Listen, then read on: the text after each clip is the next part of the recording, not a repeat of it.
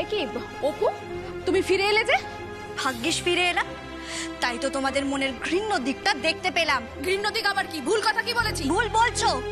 তোমরা আমাকে নিয়ে যা খুশি বলতে পারো, কিন্তু আমার দিদি ভাইকে নিয়ে একটাও কেউ ভুল কথা বলবে না। এটা ঠিক যে আমি হয়তো সমস্ত কাজকর্ম গুছিয়ে করতে পারি না, কিন্তু আমার দিদি ভাই পারে। ও সমস্ত কাজকর্ম খুব ভালো করে করতে পারে। খালি বড় বড় কথা না, সত্যি কথা। আমার দিদি ভাই কাজকে ভয় পায় না, বরং ভালোবাসে। ও পুজোর কাজকে তো আরো বেশি করে ভালোবাসে। পুজোর কাজে ফাঁকি দেবে বলে অসুস্থতার নাটক করবে, এরকম মানুষ কিন্তু আমার দিদি ভাই নয়। শোনো মেজ বৌদি, আমি দুষ্টু হতে পারি, আমি চঞ্চল হতে পারি, কিন্তু আমার দিদি ভাই নয়। ও শান্ত, খুব ভালো মানুষ।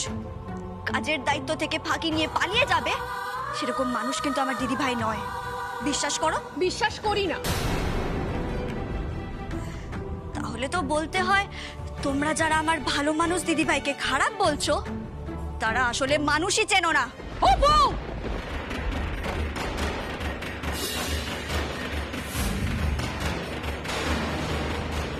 হ্যাঁ, আমি ঠিকই বলছি। তোমরা যারা আমার ভালো মানুষ দিদি ভাইয়ের নামে কাদা ছেটাও, আমি বলতে বাধ্য হচ্ছি, তোমাদের কোনো রুচিবোধ নেই। অপু,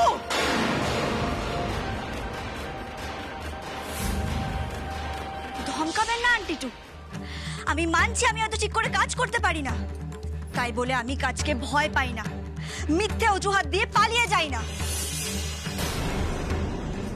তাই আজ আমি প্রতিজ্ঞা করছি, আমার দিদি ভাই অসুস্থ হলেও আমি নিজে পুজোর আয়োজন করব। একা হাতে সমস্ত দায়িত্ব নিজের কাঁধে তুলে নেব।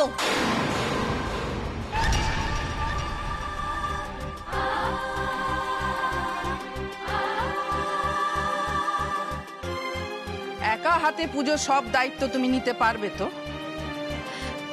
পারতেই হবে আন্টিমান, আমাকে পারতেই হবে। আমি যদি না পারি, আপনি আমায় শিখিয়ে নেবেন। আমি জানি, আমি যদি কোথাও আটকে যাই, আপনি আমায় ঠিক সাহায্য করবেন। যে ভরসা আপনি আমার ওপর করেছেন, সেই ভরসা আমি রাখবো। আর আমি প্রমাণ করে দেব, আমি কাজকে ভয় পাই না।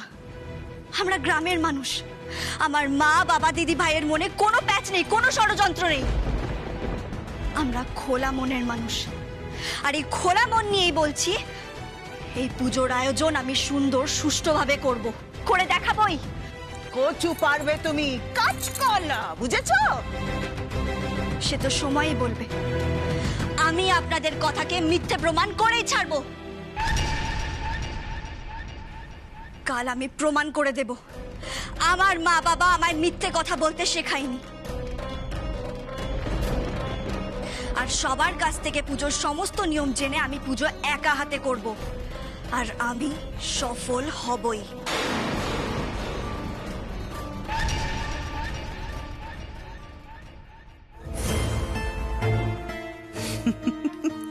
হওয়াবো আমি সফল। আমিও এমন কিছু করব যে তুমি অন্নপূর্ণা পুজোর আয়োজন ঠিক করে করতেই পারবে না। তোমার করা আয়োজনকে আমি যদি ভণ্ডুল করে না ছেড়েছি, তবে আমার নামও যুথিকা নয়।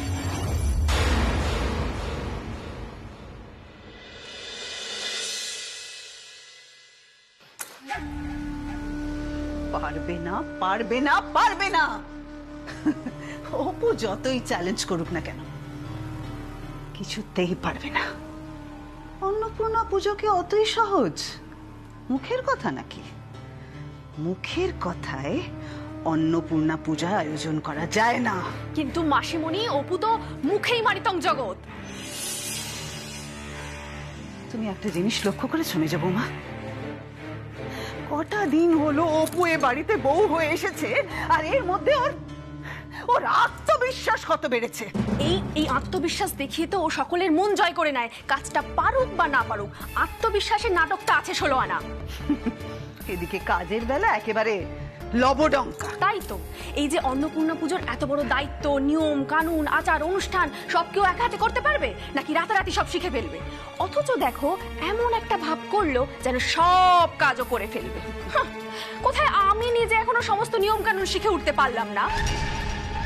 না মানে আমি সমস্ত নিয়ম কানুন জানি, কিন্তু ওই করার সময় আর কি ভয় লাগে, মনে হয় এই বুঝি কোথাও ভুল করে ফেললাম। আসলে সবই দিদির মন জয় করার চেষ্টা, বুঝেছো?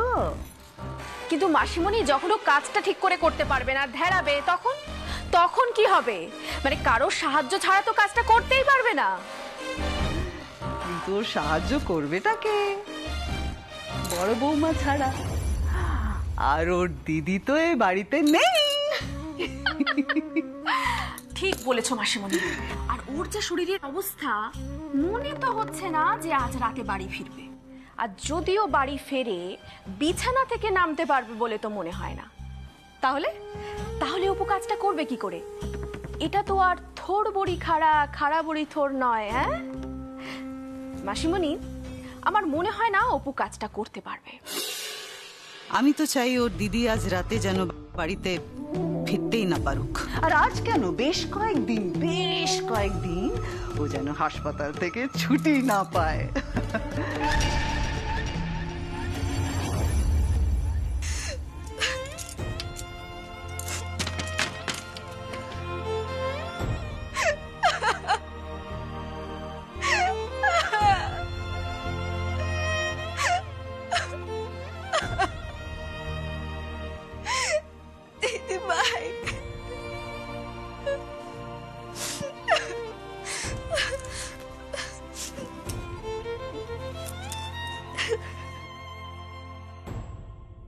আমি যখনই সুপর্ণার সঙ্গে কথা বলতে যাই ও আমায় দেখে ভয় পায়, থরথর করে কাঁপে।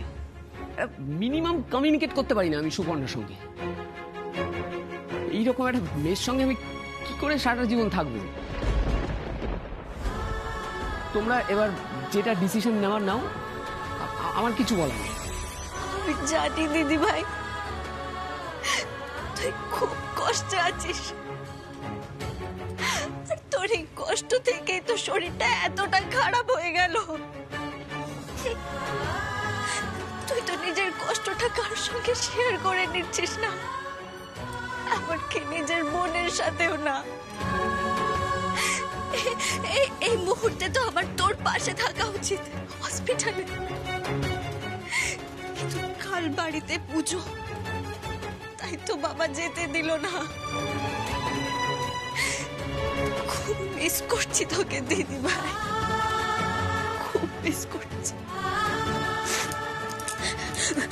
তুই তুই একবার সুস্থ হয়ে ফিরে আয়, তুই দেখিস আমি তোর সব কষ্ট মিটিয়ে দেব।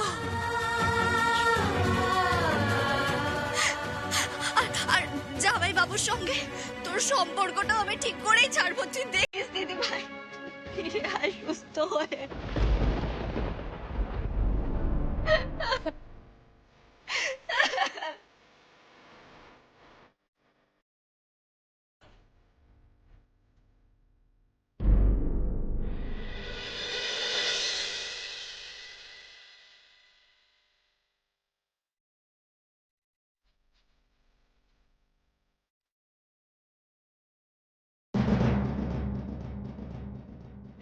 কখন আসবেন আপনি দীপু বাবু? আমি যে আপনাকেও খুব মিস করছি। আমি আমি খুব দুর্বল ফিল করছি, একা লাগছে আমার। আপনি পাশে না থাকলে অপু যে কিচ্ছু করতে পারে না দীপু বাবু। প্লিজ আপনি তাড়াতাড়ি ফিরে আসুন না, প্লিজ। আর বলুন না আমার দিদি ভাই তাড়াতাড়ি সুস্থ হয়ে যাবে তো, বলুন না। দিদি এত বড় পুজোর একটা দায়িত্ব ওই ওই আমার মেয়ের হাতে দিয়ে দিল, আমার সঙ্গে একবার সলা পরামর্শ পর্যন্ত করলো না। মাসিমণি, এতে মায়ের কি দোষ বলো তো? অপুর বড় বড় কথায় মা হয়তো গলে গেছে, কিন্তু মাই আমাদের পরে অপুকে সাহায্য করার জন্য বলবে। দেখো, অপুকে আমরা সাহায্য করবো নাকি? কিছুতেই না। আমরা অপুকে সাহায্য করতেই পারি না। দরকার হলে দরকার হলে আমরা অপুকে ডোবাতে পারি। মাসিমণি, আমিও তো অপুকে ডোবাতে চাই, হাত মেলাও।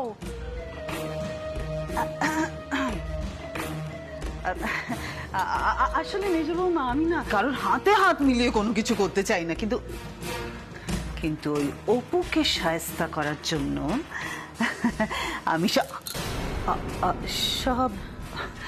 সব সব করতে পারি।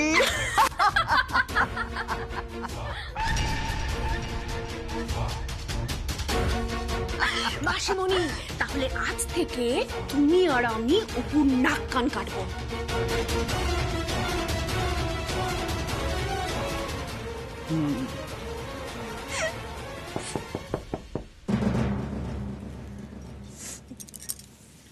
কে?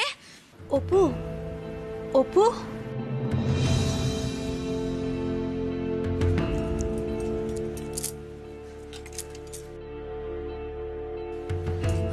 তোমরা?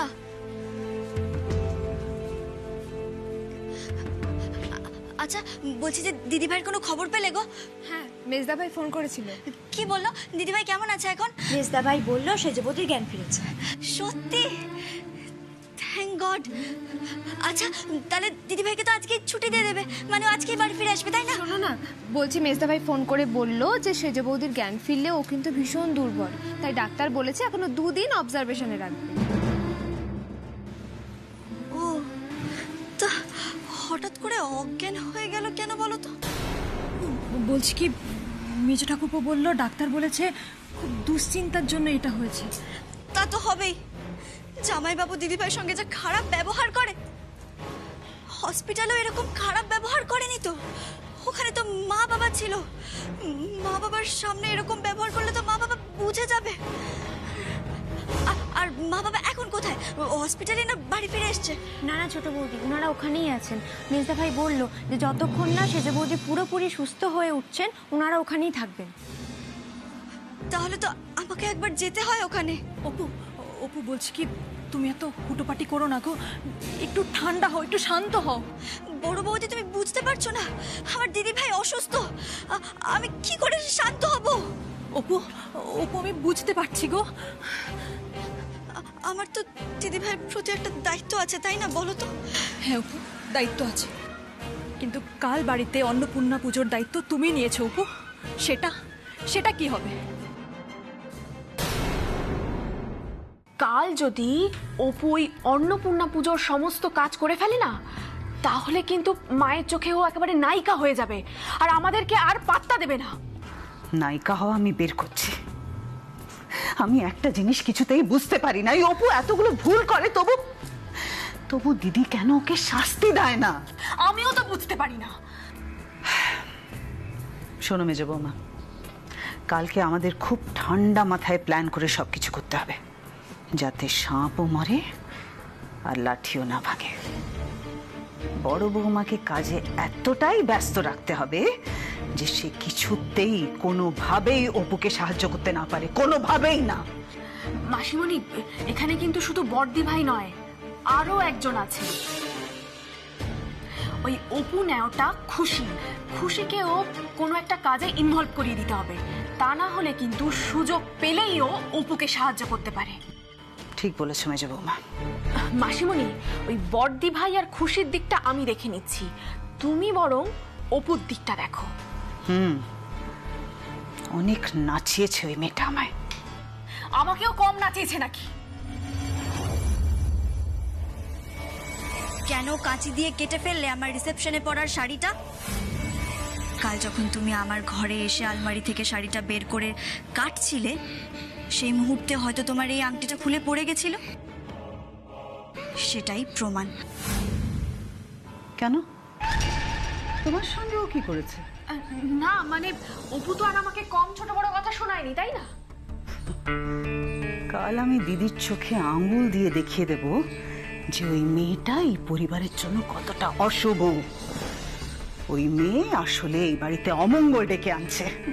ওই মেয়েটা অপয়া। মাসিমণি, তুমি এটা করতে পারবে তো? করতেই হবে, করতেই হবে। কি করে করবে? কাল অপুকে দিয়ে আমি এই অন্নপূর্ণা পুজোটা হতেই দেব না। কি?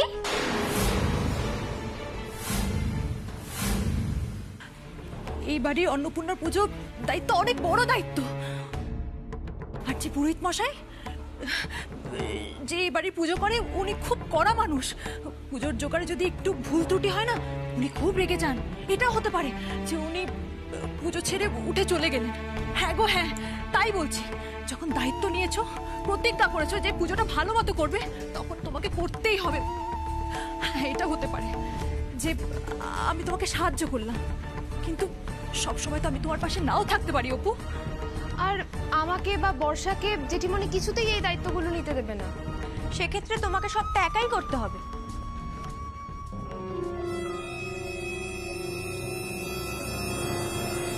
তাই বলছি, একটু ভেবে চিন্তে ঠান্ডা মাথায় যা করার করো।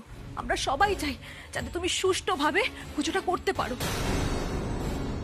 ছোট বৌদি ভাই, বলছি কি এখনো না সময় আছে। এই পুজো আচ্ছার ব্যাপারে মনে মনে কনফিডেন্ট না থাকো, তাহলে তুমি এক্ষুনি জেঠিমণিকে গিয়ে সবটা বলে দাও। হ্যাঁ হ্যাঁ অপু, তোমার যদি মনে হয় তুমি পারবে না, তাহলে করো না, ছেড়ে দাও। মায়ের পায়ে হাত দিয়ে ক্ষমা চেয়ে সরে এসো অপু। কারণ কাল যদি ঠাকুর মশাই পুজোয় বসে রেগে গিয়ে উঠে যায় না, তাহলে অনর্থ হয়ে যাবে, সর্বনাশের শেষ থাকবে না গো। আমি জানি এ বাড়ির এত পুরনো পুজো বন্ধ করে দেওয়া মহাপাপ, মহাপাপ। কিন্তু অপুকে ভুল প্রমাণ করার জন্য আর দিদির চোখ খুলে দেওয়ার জন্য এছাড়া তো আমার কাছে কোনো উপায় নেই মেজো বৌমা। আমাকে এই পাপের বোঝা বহন করতেই হবে। জয় মা। মাসিমণি, তোমার পাপের ভাগিদার হতে আমি রাজি। সেরকম হলে পরে না হয় আমরা কোনো প্রায়শ্চিত্ত করে নেব। একদম ঠিক বলেছো, একদম ঠিক বলেছো। প্রথমে অপুর তরি ডোবাবো, তারপরে সেই তরিকে কি করে তীরে আনতে হয়, কি করে পুজোকে সামাল দিতে হয়, সেটা তো আমাদের জানাই আছে। এ বাড়ির এত পুরনো পুজোকে আমি এভাবে নষ্ট হতে দিতে পারি বলো? মাসিমণি, তাহলে এবার থেকে আমরা যা করব একজোটে করব। একদম একদম ঠিক বলেছো। কিন্তু মেজো বৌমা, এই খবরটা যেন পাঁচকান না হয়, কাউকে কিচ্ছু জানতে দেবে না, বিশেষ করে তোমার এই বোকা বরটাকে। মেজো খোকাকে একেবারেই জানতে দেবে না, ও তো আমার অপুর দলে, চট করে গিয়ে অপুকে বলে দেবে। মাসিমণি, আমি সে সমস্ত কথা জানি, তুমি নিশ্চিন্ত থাকো, আমি কাউকে কিচ্ছু বলবো না। আসলে আর কিছু না, আমি সবার চোখে খারাপ হয়ে যাব তো, তাই। মা যখন মানত করেছে তখন পুজো হবেই, তুমি না থাকলেও হতো। তাই বলছি, যা করবে একটু ভেবে চিন্তে করো। এবছর না হয় তুমি নিয়ম কানুনগুলো শিখে নিলে, পরের বছর না হয় তুমি পুজোর দায়িত্বটা নাও।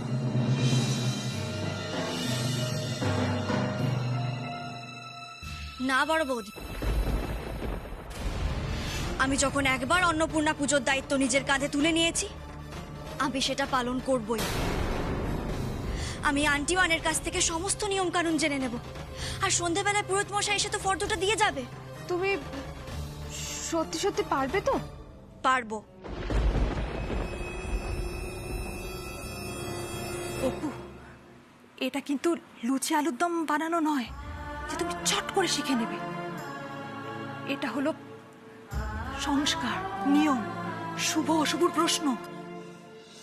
আমি জানি বড় বৌদি, অপুর কাছে লুচি আলুর দম বানানো কিন্তু খুব একটা সহজ কাজ ছিল না। সেটা যখন আন্টিওয়ান আমাকে শিখিয়ে দিয়েছে, তখন পুজোর নিয়ম কানুনও উনি আমায় শিখিয়ে দেবেন।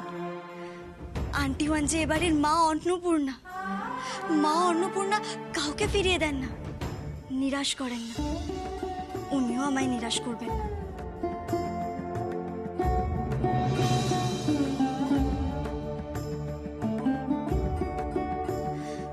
আমি জানি, আমি যদি আমার দায়িত্ব পালনে বিফল হইও, আন্টিওয়ান আমাকে সাফল্যের পথ দেখাবেন, এটা আমার বিশ্বাস।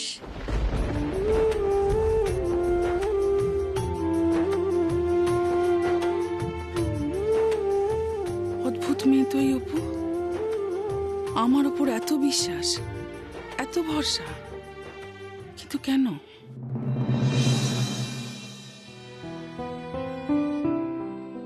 দেখুন, অন্নপূর্ণা পুজো তো আর ছোটখাটো পুজো নয়। এই বাড়িতে নিয়ম কানুন আচার দুর্গাপুজোর মতন এলাহি আর কঠিন। শুনলাম নতুন বৌমাকে এর দায়িত্ব দিয়েছেন, সেসব ঠিক মতো পালন করতে পারবে তো? ঠাকুর মশাই, আমি তো দিদিকে সে কথাই বললাম, দিদি তো আমার কথাই শুনছে না। সবাইকে তো সবকিছু শিখতে হবে, তাই না? বড় বৌমার একা হাতে কত দায়িত্ব পালন করবে? বড় বৌমা, আমি শুধু চাটাই খাবো, বিস্কুটটা তুমি নিয়ে যাও। আসলে পুজোর আগের দিন আমি একটু হালকা আহারই করি। আচ্ছা, আপনার ছোট ছেলে কোথায়? প্রত্যেক বছর তো সেই সব বাজার করে আনে। ছোট খোকা আর বড় খোকা ওই ব্যবসার কাজে কলকাতায় গেছে পুরোহিত মশাই। কিন্তু সন্ধে গড়িয়ে রাত হতে চললো। হ্যাঁ গো, এখনো তোরা ফিরলো না, এবার তো চিন্তা হচ্ছে আমার।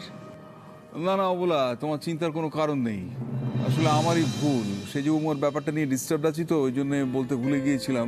বড় খোকার সঙ্গে একটু আগেই আমার কথা হলো, ওরা দুই ভাই হালি শহরে ফিরে এসেছে। ওরা গোডাউনে জিনিসপত্র লোড করছে, করেই আসছে। আসলে বড় খোকা বলল যে দীপু নাকি কলেজ স্ট্রিটে ঘন্টাখানেকের জন্য গেছিল, তার জন্য ওদের আরেকটু দেরি হয়। কেন? ওখানে গেছিল কেন? ওটা তো বই পাড়া। বই পাড়াতে ওর কি দরকার এখন? কত কারণ থাকতে পারে অবলা, হয়তো পুরনো বন্ধু বান্ধবের সঙ্গে দেখা করার দরকার ছিল, তাই গেছিল। আচ্ছা অনাদি বাবু, তাহলে ফর্দটা কে লিখে নেবে? আমি ঠাকুর মশাই, আমি ফর্দ লিখে নেব, আপনি আমাকে বলুন।